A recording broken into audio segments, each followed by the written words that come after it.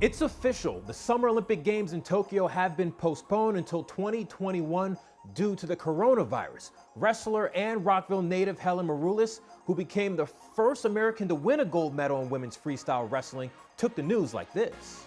What was your reaction when you heard the news that the Summer Games were postponed until next year?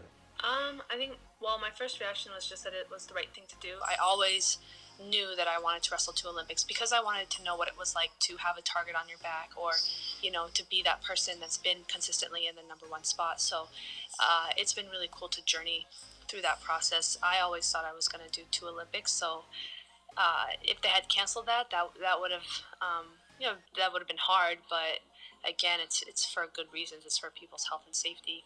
But to know that there is still that opportunity for a second Olympics is just amazing.